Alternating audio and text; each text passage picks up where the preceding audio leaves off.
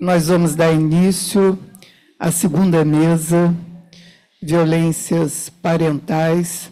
Nós vamos começar com a Marisa Mendes, esse microfone está meio alto. Com a Marisa Mendes, ela é mestre em psicologia pela Universidade Gama Filho, é psicóloga pela Universidade Gama Filho, é membro do EBEP Rio e é terapeuta pelo movimento Ângel Viana. Então, vamos lá, gente. Primeiro de tudo, quero agradecer essa oportunidade de estar aqui, agradecer ao EBEP, agradecer a Beatriz, agradecer a Patrícia, que no início do ano era coordenadora do grupo de clínica, né, do grupo de trabalho de clínica, e eu estava chegando, então, nesse grupo, e logo ela apresentou o tema da jornada, trouxe para nós, naquela época, alguns recortes, algumas propostas de leituras que muito me tocaram. Então, agradecendo a essas pessoas todas, também a nossa colega Bárbara, e vamos conversar aqui, então, hoje sobre esse tema que eu escolhi falar para vocês, que é sobre parentalidade, violência e transmissão psíquica. Eu vou ler, mas, enfim, no final acho que a gente pode comentar um pouco mais. Então, como eu disse, aos poucos meses que eu estava fazendo parte aqui dessa instituição, aceitei o convite do GT da Clínica, do EBEP Rio, para apresentar um trabalho nessa jornada. Na ocasião, eu fui apresentada a proposta de explorarmos certos aspectos relativos à problemática da violência moral parental e, por meio do aporte teórico psicanalítico, salientar a violência que não se manifesta unicamente através de atos, mas na negligência, no abandono e na indiferença, que instauram nos sujeitos que as sofrem um sentimento de insignificância e desamparo, questionando a base, então, do funcionamento psíquico daquele que comete esse tipo de violência. E para discutirmos esta questão, naquele momento escolhemos pensar a partir da ideia da transmissão psíquica e das patologias que são provocadas por ela, buscando responder de que forma essa transmissão psíquica geracional está presente no comportamento da indiferença desses pais, aparentemente gentis, mas que, no fundo, exercem uma paternidade fria e distante, mais próxima de uma violência moral ou psicológica, do que de uma paternidade amorosa e realmente amparadora. Os ditos pais narcisistas, assim como eles, de que forma, né, através da psicanálise contemporânea, podemos atuar nesses casos. A transmissão psíquica, de acordo com a Olga Ruiz Correia, ela está presente em cada um de nós através de nossa herança genealógica, de nossa filiação, nosso grupo familiar, local de muitas de nossas identificações. Na transmissão psíquica intergeracional, que inclui um espaço de metabolização do material psíquico transmitido pela geração mais próxima, transformado, ele passará para a geração seguinte.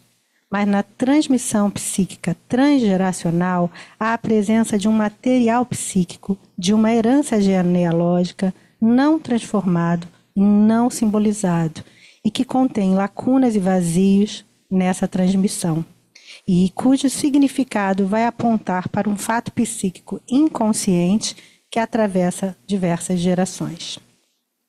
São essas vivências não metabolizadas que, ao se acumularem, geração após geração, darão a origem aos traumatismos acumulativos inscritos no corpo, que são a base das patologias transgeracionais. Para Correia, então, a angústia derivada de um excesso de excitação provocada pelo acontecimento traumático e pela incapacidade de contê-lo e o transformar, é que provocará necessariamente desorganizações secundárias, efrações, violação dos envelopes psíquicos individuais e grupais, aumentando a violência nos diversos espaços psíquicos, familiares e sociais. Se a gente buscar uma referência na área de direito, né, a Moraes, que é uma professora da UERJ, na área de direito, ela conta para a gente que desde os anos 60, com o reconhecimento da capacidade plena das mulheres e a difusão dos métodos contraceptivos, a família, como nós sabemos, vem passando por transformações cada vez mais marcantes. No Brasil, para essa autora, essas transformações foram mais fortemente também favorecidas pela Constituição de 88, porque nesse momento, entre tantas coisas, a Constituição vai trazer para nós o fundamento do seu direito à dignidade da pessoa humana. Essa autora também comenta que o modelo patriarcal, que nós tanto falamos aqui, na família tradicional, ela funda-se na tripla desigualdade de homens em relação às mulheres, de pais em relação aos filhos, dos heterossexuais em relação aos homossexuais. E esse modelo foi substituído pelo modelo da família democrática, pela família solidária, na qual não há direitos sem responsabilidades e autoridades sem democracia. Isso na visão do direito, né, pessoal?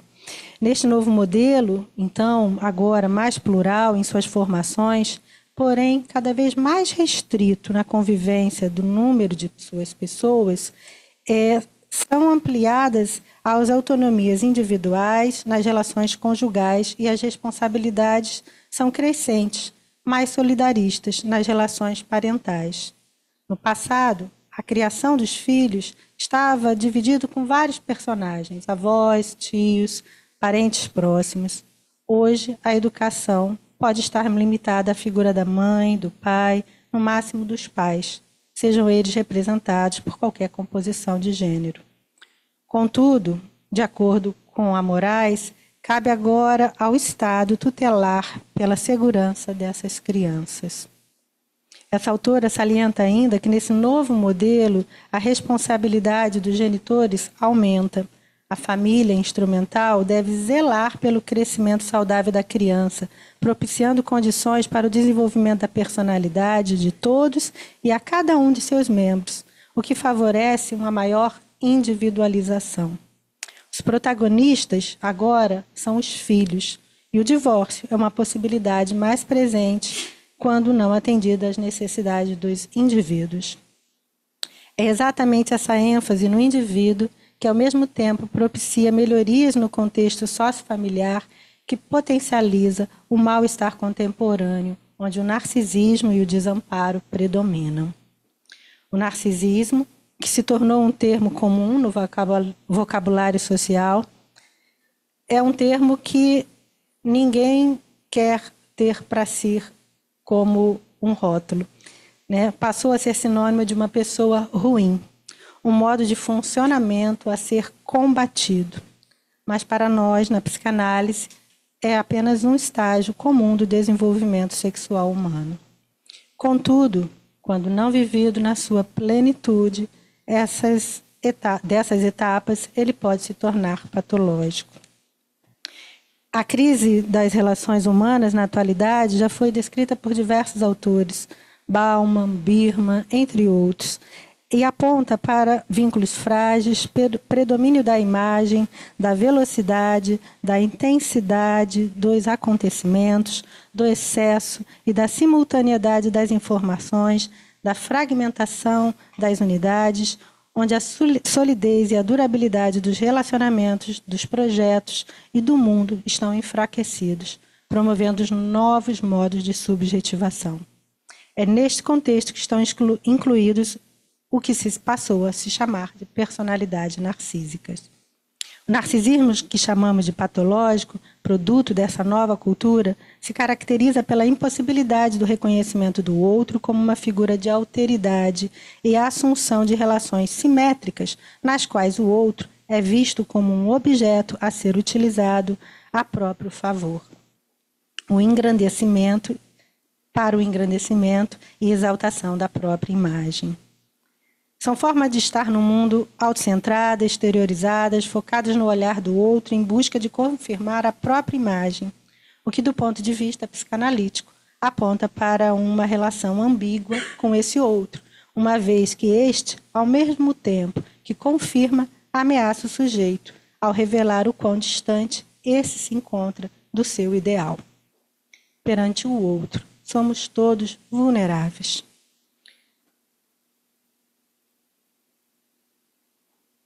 Entendemos que o narcisismo primário ou anobjetal, base da construção do eu, para se sustentar, necessita do investimento do outro.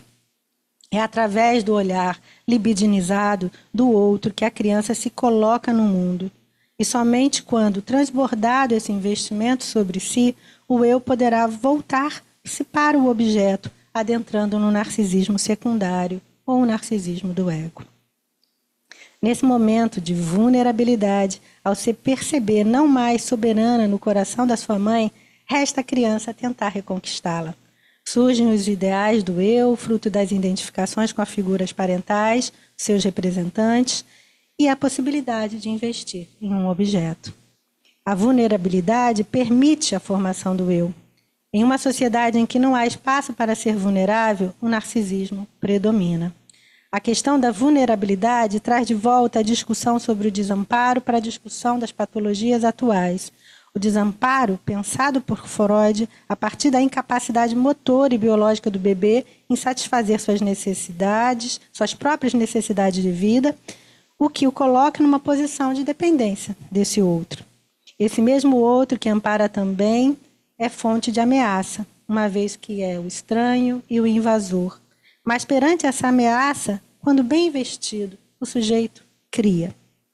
Para Freud, o desamparo do recém-nascido é a experiência originária do fundamento de toda situação de perigo geradora de angústia.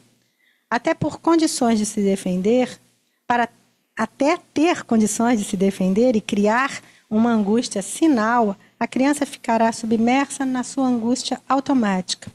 O domínio da angústia passa pela construção do eu, o que depende do investimento feito pelo outro. E quando a angústia for ligada e investida de representações, o desamparo poderá ser elaborado. Até lá, continuará sendo acometida pela descarga bruta de angústia originária e continuará a se sentir desamparada.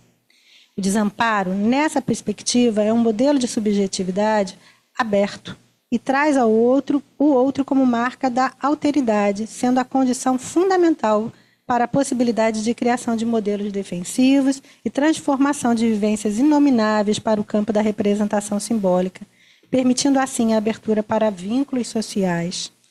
Para Fuchs, Menezes, esta condição possibilita a criação dos laços sociais e a inscrição do desejo no psiquismo, uma vez que o desejo é sempre um apelo ao outro, a fim de que ele nos confira um sentido ao desamparo.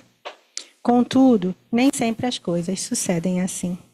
Vemos hoje um número cada vez maior de pessoas de diferentes idades, incapazes de lidar com o desamparo, incapazes de criar laços, nos fazendo pensar que não tiveram a oportunidade de construir para si uma angústia sinal, ou seja, avançar em seus processos de subjetivação, desenvolvendo um modo de funcionamento defensivo que exclui o outro, negando sua alteridade.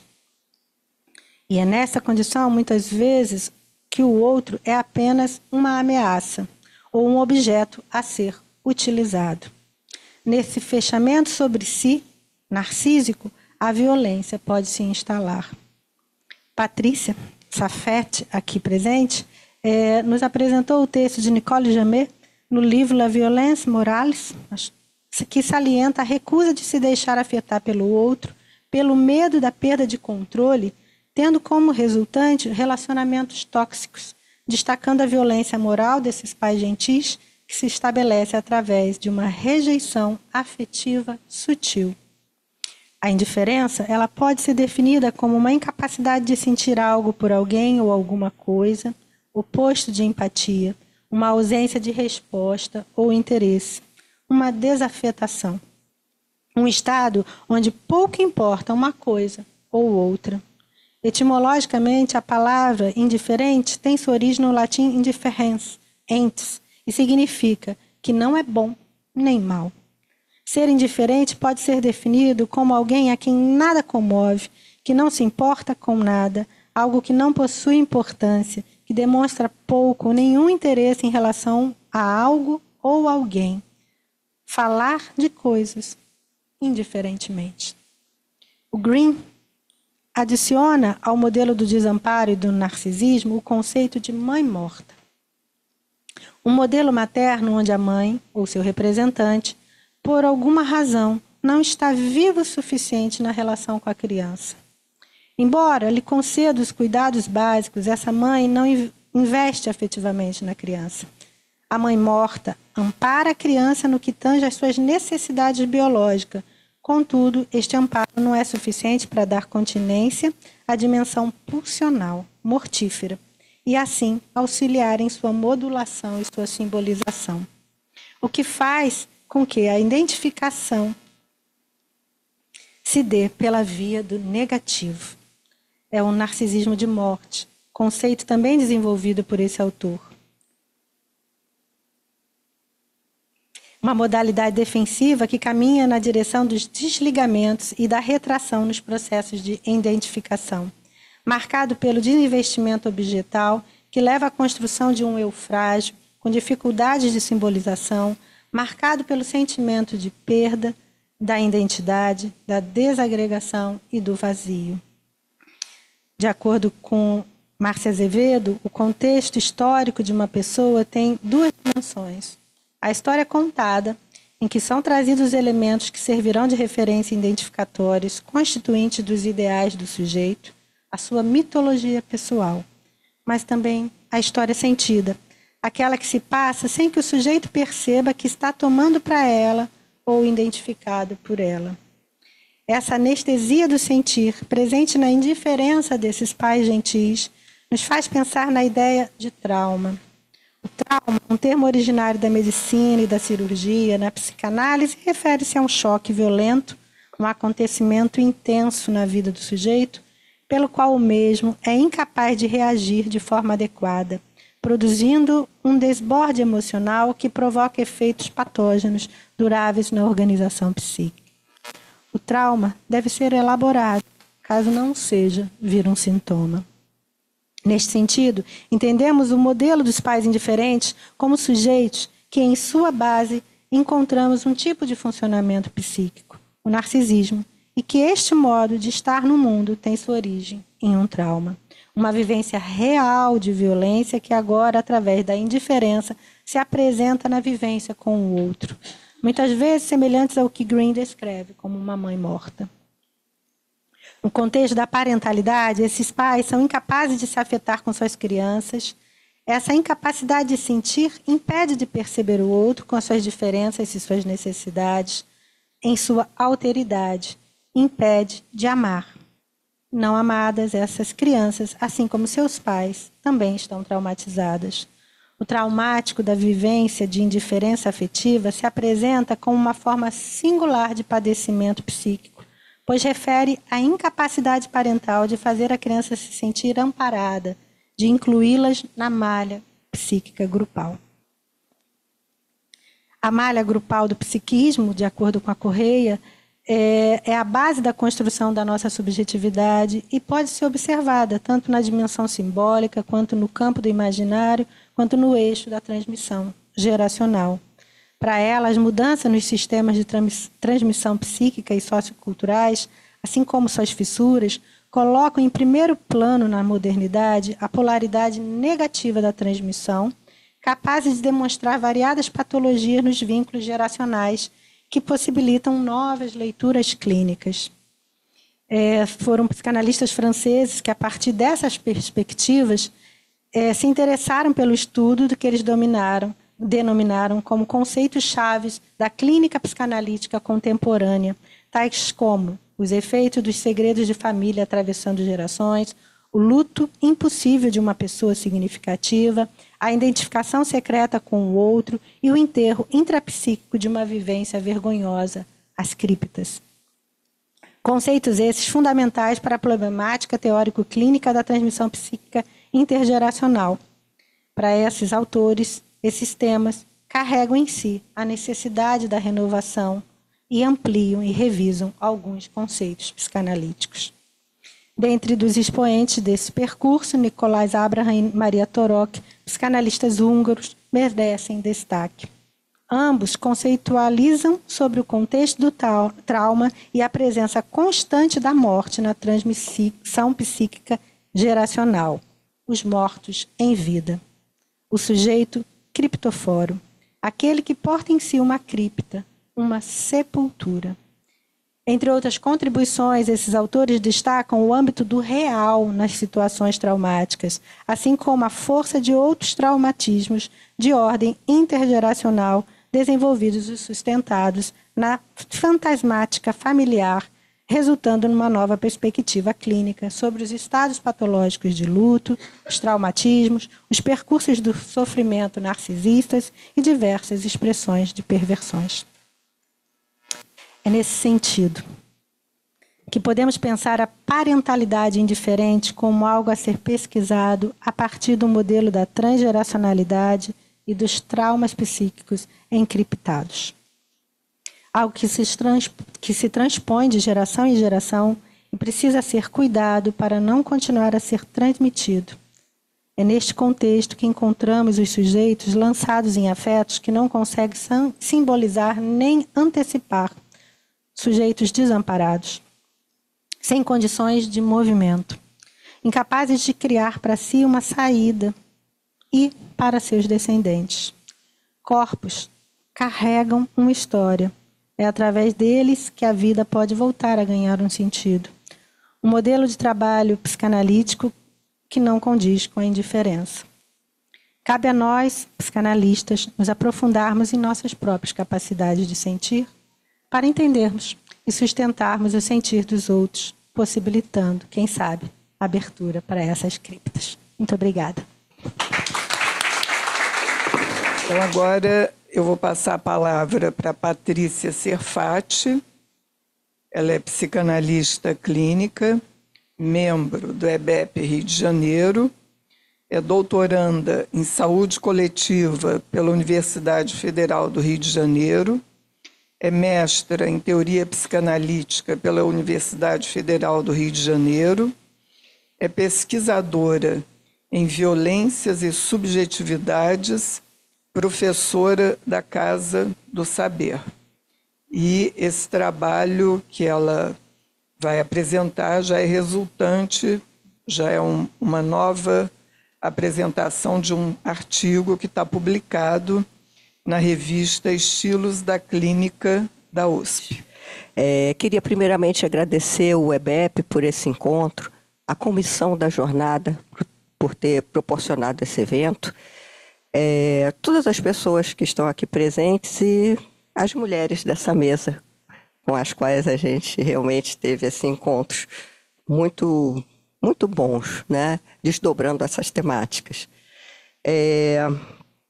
Então, hoje, né, a modalidade de violência que nós vamos ver, ela está relacionada com as falhas ambientais ocorridas no início da vida da criança, que podem incorrer na possibilidade de ativar um potencial patológico.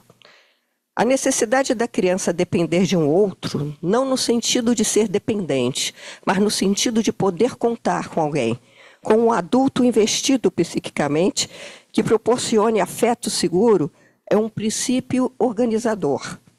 Como diz Winnicott, o adulto deve propiciar um ambiente que não seja apenas bom, mas confiável e durável.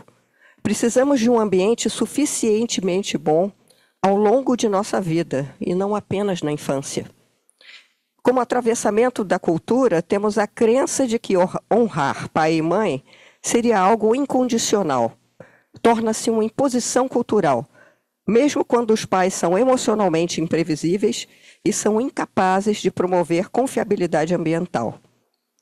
Pai e mãe diz respeito às funções parentais, não é família patriarcal. E estariam relacionadas àqueles que são responsáveis pelo nosso cuidado e lugar de afeto seguro, em que há a construção do sentimento de segurança. Porém, hoje a temática é a parentalidade que esvazia o indivíduo, que retira sua vitalidade e o remove de seu lugar de potência. Tendo como ponto de partida, conforme mencionado pela nossa colega Marisa, a obra de Nicole Jamet, As Violências Morais, eu trago como destaque a violência moral de pais gentis, que se estabelece através de uma rejeição afetiva sutil. Uma recusa de se deixar afetar pelo outro pelo medo da perda do controle. Esses cuidadores não são violentos porque batem, agridem ou usam palavras hostis, mas porque não manifestam real interesse por seus filhos. Apesar de se comportarem de modo gentil e serem solícitos às necessidades do infante, estão desinvestidos afetivamente. O ponto de reflexão que Nicole Jamet nos traz é a abordagem de certas violências que nascem de um ambiente supostamente amoroso e pacífico. Neste caso, a violência moral é exercida na relação com o outro sob a capa de bons sentimentos, algo não facilmente discernível. Trata-se de uma modalidade de violência que não é conscientemente reconhecida por quem a exerce, acontecendo indiretamente. Isso se dá muitas vezes por consequência de dificuldades existenciais internas no universo psíquico da figura materna ou da figura do cuidado, dificuldades que parecem revelar uma dinâmica em que o outro é radicalmente ignorado. Essa forma de violência está relacionada com o desconhecimento do lugar do outro. E por não conseguir dominar seu objeto interno, o sujeito busca dominar pelo menos o objeto externo. A criança apanhada nessa espiral de violência tem com frequência pais supostamente devotados e de boa vontade, sendo que nessa gentileza relacional dos pais, o que pode estar em jogo é uma impossibilidade de se viver qualquer conflito interno. A suposta gentileza, nesse contexto, impede uma comunicação real, feita de acolhimento, assim como uma efetiva abertura ao confronto e ao conflito. Estamos aqui abordando as situações em que tem de existir na relação com o outro um extremismo de doçura, sem que se encontre uma aliança, um equilíbrio mantenedor de um real vínculo com o outro. É essa impossibilidade de abertura para o outro que caracteriza as situações de violência encoberta nas relações familiares. Na invisibilidade de detectar a origem do sofrimento, o filho se vê destituído de aptidão para reconhecer a indiferença como violência, muitas vezes confundindo gentileza com atenção. A lacuna afetiva não é percebida como indiferença, mas como incapacidade da própria criança em corresponder às expectativas dos adultos, não se achando interessante o suficiente para atrair o olhar e despertar o interesse dos pais. Na violência moral de pais gentis, os cuidadores não são violentos por violência física, mas porque não manifestam real interesse por seus filhos. A indiferença como acontecimento permeado pelo excesso constitui impressões psíquicas que escapam ao circuito representacional, promovendo uma experiência traumática devido à incapacidade parental de fazer a criança sentir-se amada. O campo de sua percepção fica comprometido. A criança não pode construir percepções reais, a não ser em um clima seguro e confiável, no qual sabe onde está situada em relação a cada um dos pais, sabe o que é para eles, que é amada e aceita por cada um deles. A indiferença se apresenta como experiência vivenciada nos primórdios da constituição psíquica, o que pode ser compreendido como ausência de condição de ajuda alheia. Não ser reconhecido pelo outro é o que caracteriza a vivência de indiferença. Essa dimensão diz respeito a uma modalidade de violência imposta ao infante por parte de um cuidador num tempo primordial. É marcada pelo excesso pulsional causado pela negligência. O caráter de excesso da experiência de indiferença faz com que as intensidades vividas não encontrem vias de expressão simbólica. A indiferença, sendo compreendida como o oposto da capacidade de amar, é algo que mutila o direito de existir. Não se trata de um eu desestruturado, mas de um eu permanentemente ameaçado pela diferença que a presença do outro aporta. A repetição dessa vivência atualiza as fraturas no processo de constituição narcísica. evidenciando a fratura traumática que passa a se reproduzir nos encontros entre o eu e os objetos. Desse modo, vemos emergir com força total conteúdos inconscientes e marcas sem inscrição, que são transmitidas ao recém-chegado membro da família. A criança é atravessada pela história que a precede e a atravessa, assim como pelas lacunas dessa história. Nos primeiros estágios da intercomunicação do bebê com seu cuidador, é que se estabelecem as bases para a futura saúde mental desse bebê. O êxito dessa relação se traduz na forma de um crescimento pessoal possibilitado por provisão ambiental bem-sucedida. A psicanálise reconhece a instabilidade psíquica e emocional que as mães vivenciam na maternidade e que tal experiência é disruptiva. No período em que a mãe vivencia a experiência de preocupação materna primária, o que Winnicott apresenta como um estado que pode durar algumas semanas ou mesmo meses após o parto, a mãe quase se perde numa identificação com seu bebê. Nessa condição, ela assume a vulnerabilidade do filho. Poderíamos, inclusive, chamar de preocupação parental primária nos dias de hoje, né? Que é uma orientação para as necessidades do bebê, na qual a mãe e o pai carreguem consigo memórias ocultas de terem sido eles próprios bebês e de terem sido cuidados com confiabilidade e proteção. É a capacidade materna de corresponder às mudanças e às necessidades nas fases de desenvolvimento de seu bebê que permite que ele experimente estados de confiança inicialmente não integrados. O bebê passa a acreditar em uma confiabilidade nos processos internos que levam à integração em uma unidade. O bebê não registra o que é comunicado, mas apenas os efeitos da confiabilidade, gravados na forma de um desenvolvimento constante. Essa relação, quando obtém êxito, transmite um sentimento de ser amado. Para tal, a mãe, ou aquele que exerce essa função do cuidado, deve estar emocionalmente investido e disponível para o confronto de desamparos, pois o bebê se comunica por meio de seu desamparo, de sua dependência.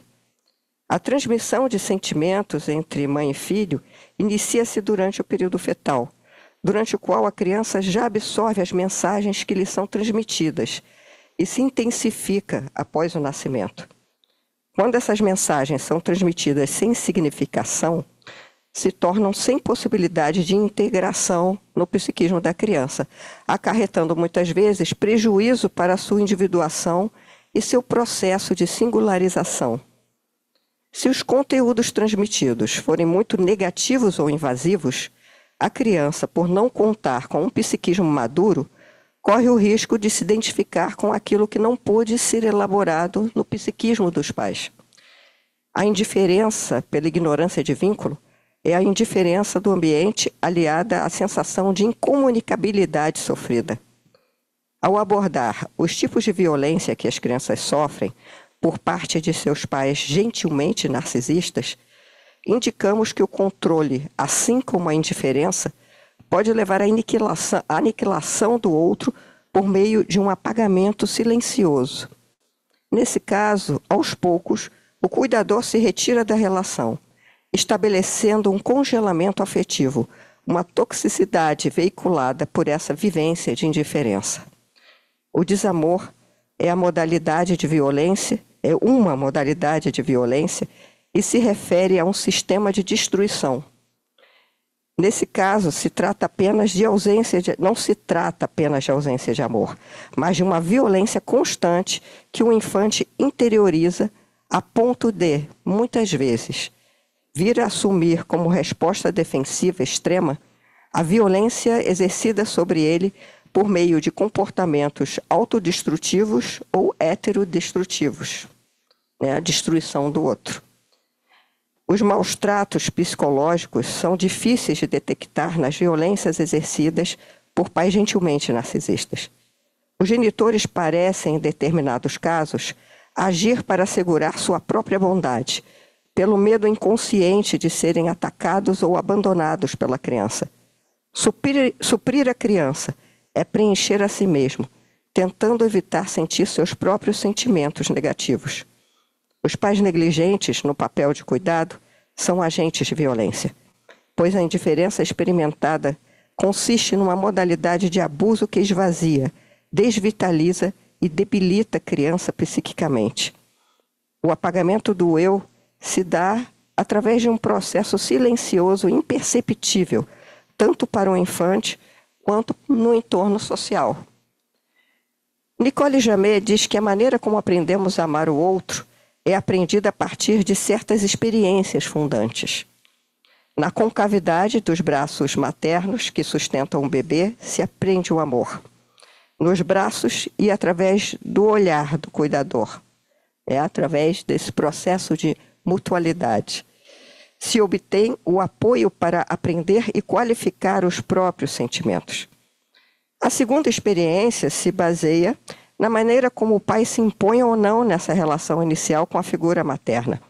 Estamos falando aqui de papéis e não de configuração patriarcal de família. Família é onde há amor, qualquer que seja a configuração de família. A terceira experiência se dá a partir da forma como os pais se amam entre si. Uma criança precisa que seus pais se amem e se reconheçam em suas diferenças. Nesse caso, se estabelece certa garantia para que a criança venha a se permitir ser diferente, sem o medo de perder o amor dos pais. E é por isso que precisa haver abertura para o conflito. A partir do desamparo e da insegurança que normalmente inauguram a existência do ser humano, a ausência de cuidado afetivo pode ser vivenciada internamente como intensidades inomináveis, ameaças que fazem com que o mundo externo venha a ser percebido psiquicamente como atacante.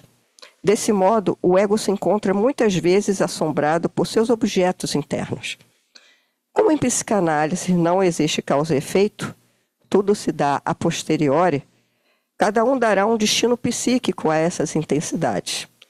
Quando lidamos com analisantes com falhas ambientais graves na largada da vida, podemos nos deparar com psiquismos insuficientemente estruturados, que no seu esforço para se conservarem psicologicamente intactos, lutam para manter contato com um objeto arcaico ou para preservar uma tênue separação do objeto. Para essas pessoas, o analista não é uma tela para projeção de transferência, mas sim uma continuação da realidade anterior, que era rejeitadora demais ou prejudicial demais para ser transformada em estrutura psíquica confiável. O analista é vivenciado como o antigo objeto com o qual o paciente tentou manter contato e de quem procura obter um mínimo de estrutura interna. Nosso trabalho como analistas é tentar ajudar a reconstruir esse sentimento de segurança. Construir em análise algo que talvez não tenha sido vivenciado anteriormente.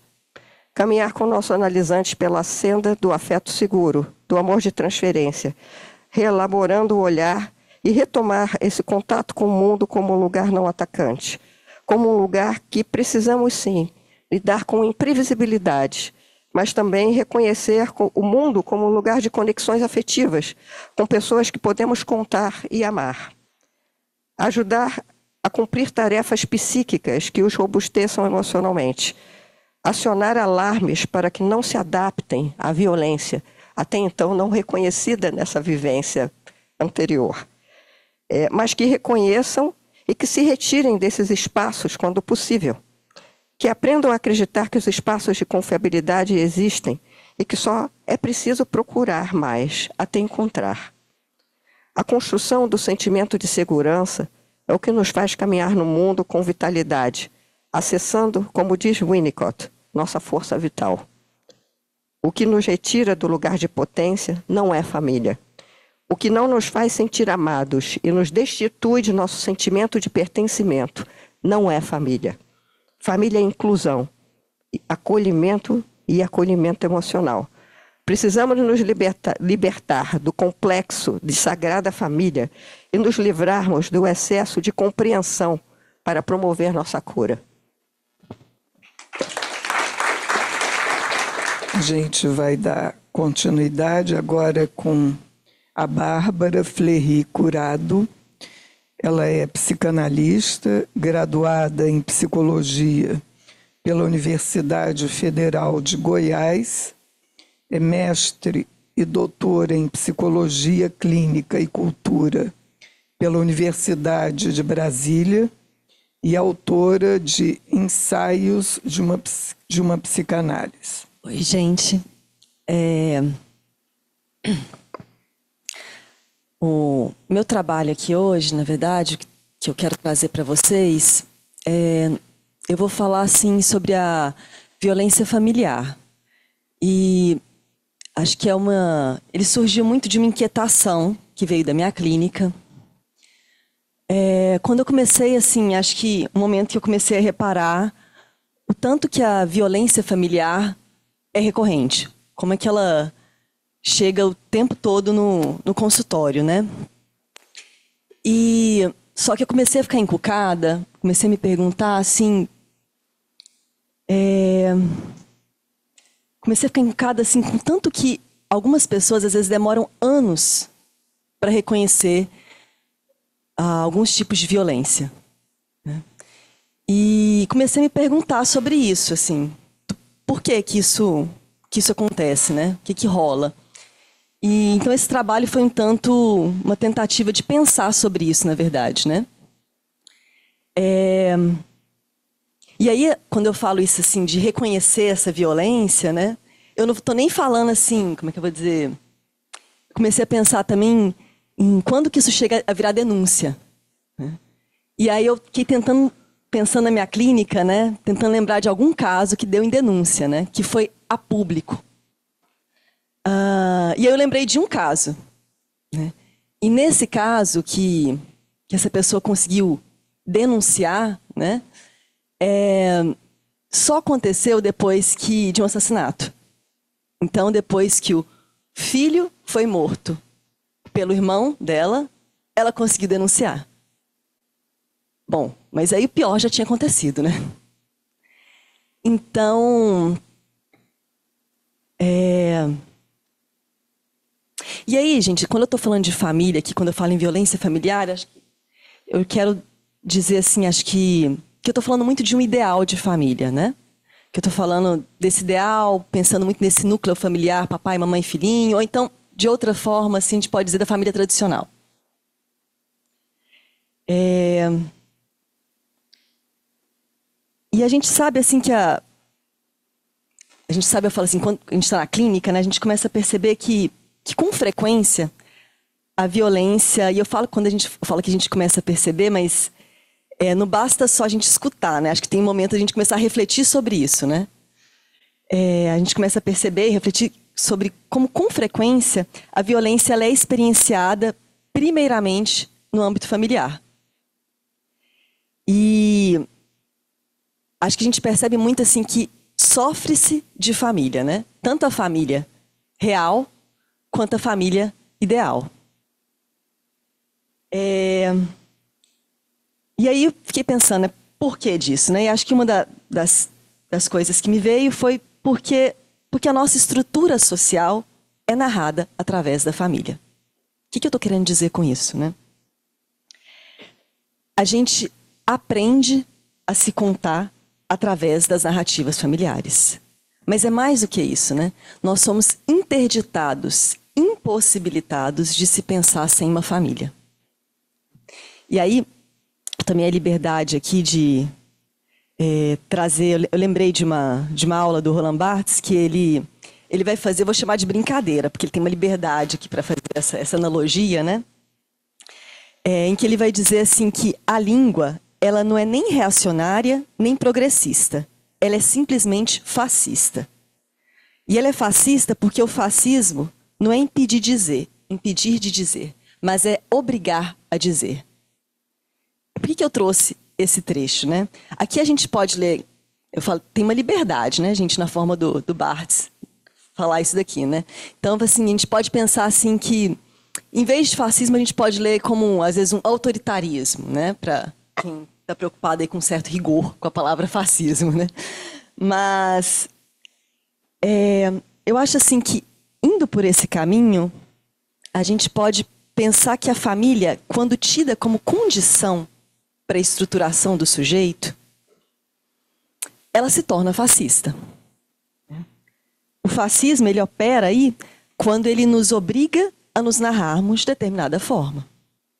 Então, a família, ela é nosso fascismo, posto que a nossa estrutura social não permite que a gente não tenha uma família, mesmo quando a gente não tem. E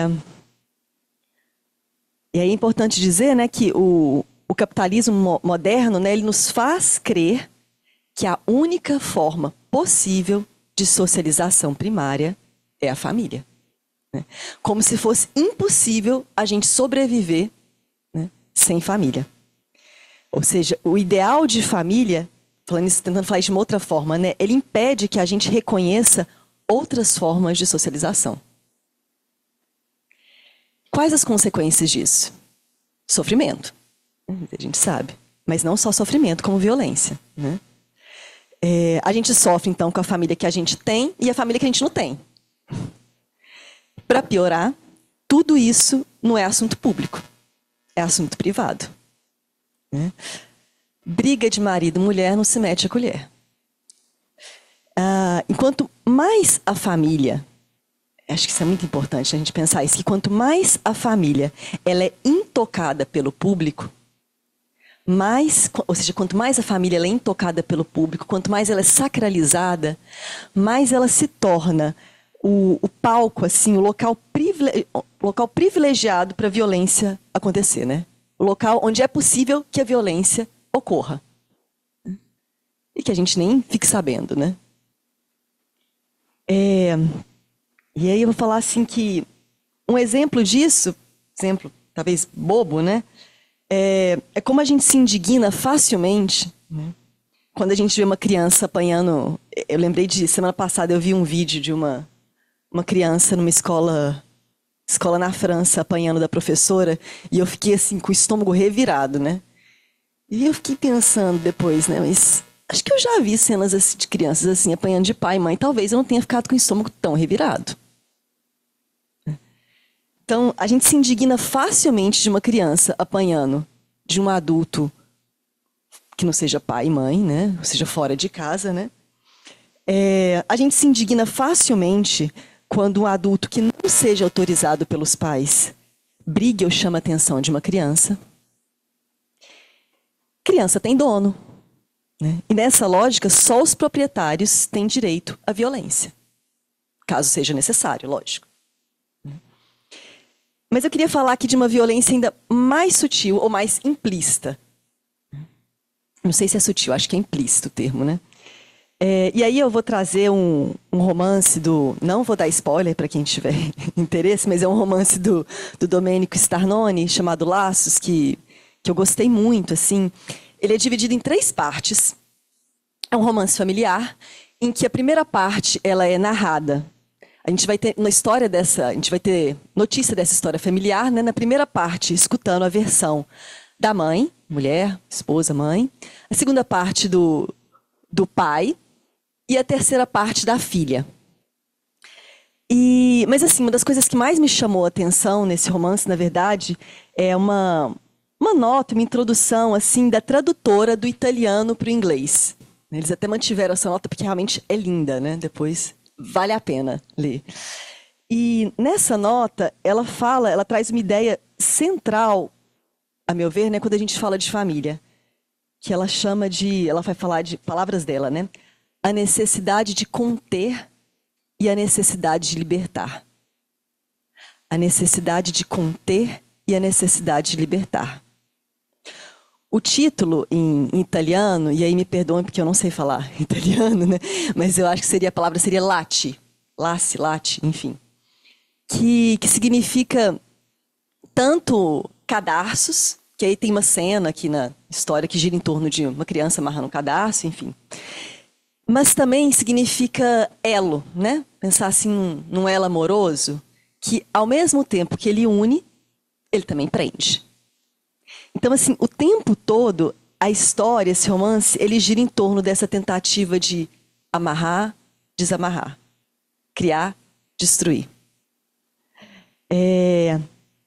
Bom, o amor burguês, né, como liga, né, desse ideal de família, né, ele aparece aqui nesse romance como sendo assim mais do que um bom encontro, mas uma forma de conter o caos, de ordenar a vida. Ou, como a personagem Wanda fala, o amor é um recipiente no qual enfiamos tudo. Conforme a narrativa vai acontecendo da obra, né, ela vai se abrindo, os objetos que narram a história familiar, e aí vão aparecendo, isso que eu achei super interessante, assim, livro, vão aparecendo cartas, fotos, livros, que vão contando um pouco a história dessa família, né? Ao passo que esses objetos eles vão aparecendo, eles vão sendo desempacotados, as coisas começam a transbordar. Então, ao passo que a gente vai tendo notícia dessa história familiar, as estruturas familiares, sociais, ideológicas, psíquicas, começam a desmoronar. Até que, vou falar que eu fui convocada a me perguntar, com quantos segredos se faz uma família? Pelo menos essa família tradicional, né? A meu ver, falar sobre família é falar sobre fronteiras, limites, interdições e segredos. A gente sabe que o processo a gente fala assim, enquanto psicanalistas, né, a gente sabe que o processo de educação, né, é uma série de nãos que vão delimitando o corpo e a psique da criança, e ao passo que esses limites vão sendo dados, né, uma orientação vai ocorrendo. Por outro lado, né, eles deixam também o mundo da criança mais estreito, né, repetitivo, limitado. Então, assim, atravessados pela cultura, cada família transmite o que digeriu e o que mal digeriu dos interditos sociais de sua época. Nesse sentido, né, todo sintoma recebe os interditos e as possibilidades de transgressão que cabem naquela família. E aí eu fico me questionando se os sintomas eles não seriam uma condensação de uma narrativa que começa na família, né, tem aí seu ponto de origem, mas padece, sofre de uma fidelidade à família, criando aí seu ponto de retorno. Se essa analogia fizer sentido, né, romper com o sintoma pode ser romper com o segredo familiar, né, trair a família e seu status privado. Escrevendo esse trabalho, eu me lembrei de um outro romance familiar, que eu falo que é o clássico da psicanálise brasileira, né, para nós psicanalistas, né, que é o Lavoura Arcaica. E eu me lembrei dele porque eu me lembrei daquela cena em que o personagem principal, né, se não me engano é o Pedro, né, ele está falando sobre a dificuldade, né, essa árdua, tanto que é difícil escapar da família, fugir, sair de casa, né? E aí ele fala, e se acaso distraído, eu perguntasse, para onde estamos indo? Não importava que eu, erguendo os olhos, alcançasse paisagens muito novas, quem sabe menos ásperas. Não importava que eu, caminhando, me conduzisse para regiões cada vez mais afastadas, pois haveria de ouvir claramente de meus anseios um juízo rígido, desprovido de qualquer dúvida. Estamos indo sempre para casa. Estamos indo sempre para casa? Sempre? Bom, a família é tida na psicanálise, né, como lugar de origem e ponto de retorno, né? Ou seja, é dela que a gente projeta o que poderíamos ser, né? Ou seja, nossos ideais, mas também de onde não conseguimos escapar. Mas aí é importante dizer, e eu acho que ontem o Guilherme falou muito bem disso, né? Que a família, enquanto ponto de origem, ela é um ponto de origem ficcional. Enquanto ponto de origem ficcional, ela incapacita o sujeito, né? Ela seria esse recipiente do qual eu creio, e aí creio, né? Tem uma crença aí, né? Emergir. A privatização da família passa por isso. Relações de posse, onde as pessoas que constituem a família têm deveres umas com as outras, independente do que elas fazem. Em família, todo tipo de violência é permitida, desde que não escape do âmbito privado. Laços, a meu ver, ele é um romance sobre família, sobre patriarcado, mas principalmente sobre os êxitos e fracassos da família, né? Tudo aquilo que a família consegue conter e naquilo também que escapa, que trai o recipiente, que transborda, né? Então, o que estou querendo dizer com isso, né? Que os personagens, eles estão o tempo todo buscando se realizar na família, buscando torná-lo um ambiente seguro e, ao mesmo tempo, eles estão tentando loucamente escapar da família. Trair os compromissos ali colocados nela. Construção, destruição. Os conflitos familiares, eles giram em torno dos mesmos pontos, repetições de uma mesma cena, do que esperamos preencher com o recipiente familiar. Tudo acontece no âmbito privado, como se a família pertencesse unicamente a esse domínio. Como analistas, a gente sabe que uma análise ela pressupõe o luto da família, desse mito de uma onipotência familiar, né? Arriscar a família, queimar a casa, transgredi-la, traí-la. Acho que não foi à toa que esses dois romances assim me pegaram, porque...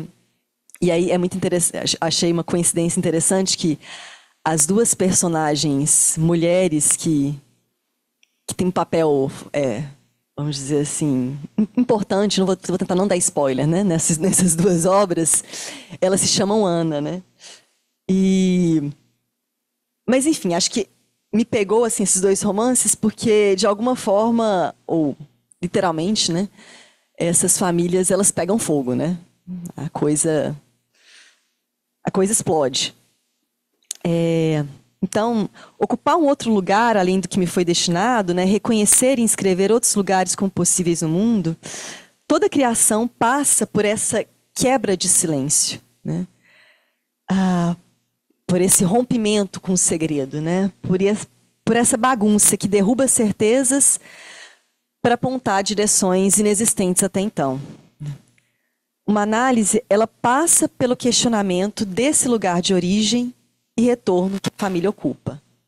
Ou deveria passar, né? Isso porque o analista, ele seria aquele que sabe que todo retorno está interditado, né? Ou seja, o desenvolvimento humano, ele pressupõe uma série sucessiva de cortes que nos trazem perdas irreversíveis. A gente vai falar, é o umbigo, né, seios, fezes, é o corpo infantil, o corpo jovem, mas é também a memória, né? É também a ideia de família, que a gente aprende, né, como um lugar onde a solidão e a violência seriam impossíveis.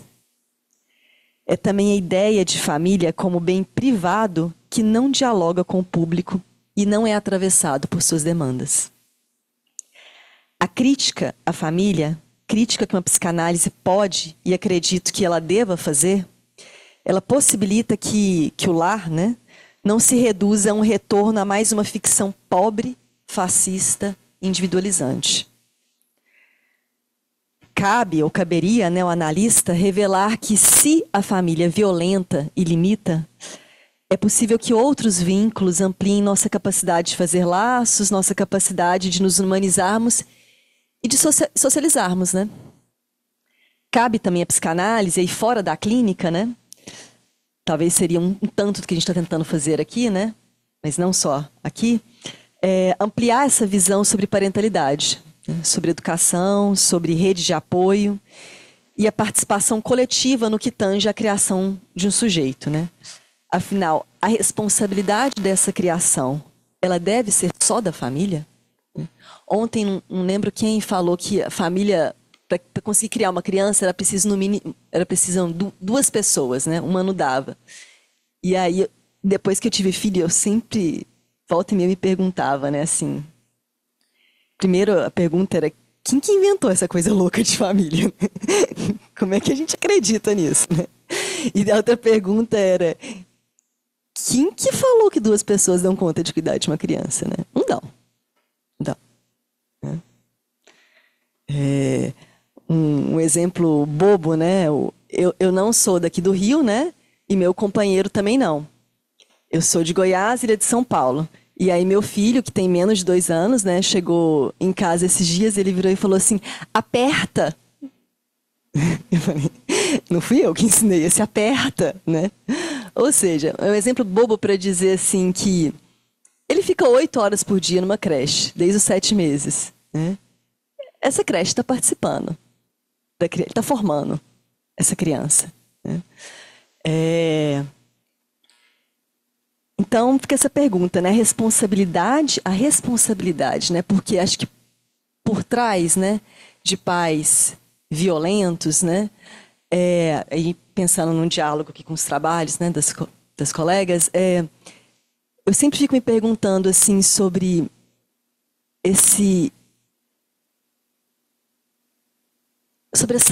vamos dizer assim, esse excesso de responsabilidade, de como a gente realmente acredita que os pais vão dar conta dessa criação, né?